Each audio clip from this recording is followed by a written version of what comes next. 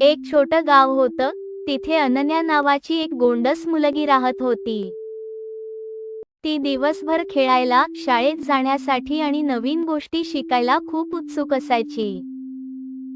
एका रात्री अनन्याने खिडकीतून ताऱ्यांकडे पाहत हसत विचारलं, "अनन्या, आई आपण झोप का घेतो?"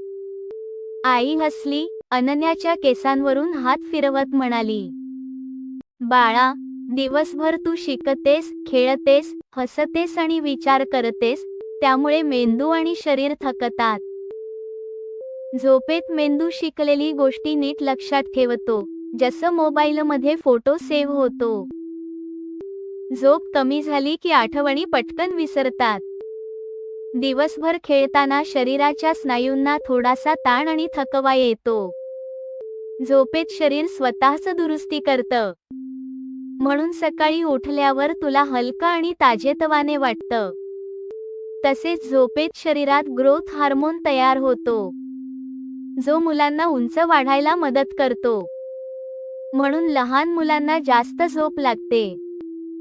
झोप म्हणजे शरीराची चार्जिंग आहे. जसं मोबाईल चार्ज केलं नाही तर बॅटरी संपते, तसंच झोप कमी झाली की शरीर थकलेलं राहतं आणि दिवसभर आळस येतो. झोप आपल्या भावनांनाही शांत ठेवते. झोप कमी झाली की छोट्या गोष्टींवर राग येतो, रडू येतं किंवा चिडचिड होते. झोपेत शरीरात रोगांशी लढणारे छोटे सैनिक तयार होतात. मेंदू दिवसभरातील आठवणी नीट लावत स्वप्न पाहतो, ज्यामुळे मुलं निरोगी, क्रिएटिव्ह आणि आनंदी राहतात. झोपेत हृदय आणि फुफ्फुसांची गती हळू होते, ज्यामुळे शरीरातील ऊर्जेची बचत होते. दिवसभर टिकवायला शरीर तयार होतं. म्हणून बाळा, झोप ही वेळ वाया घालवणं नाही. झोप घेतली की तू हुशार, मजबूत, आनंदी आणि निरोगी राहते. झोप हीच आपल्या शरीराची खरी सुपर पॉवर आहे. अनन्या हसली, चादर ओढली आणि म्हणाली, "आई, आता मला झोपायचं आहे."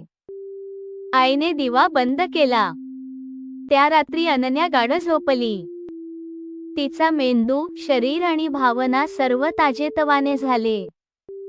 जर कथा आवडत असेल तर लाईक, कमेंट, शेअर करा, सबस्क्राईब करा आणि नवीन कथा मिळवण्यासाठी बेल आयकॉन प्रेस करा.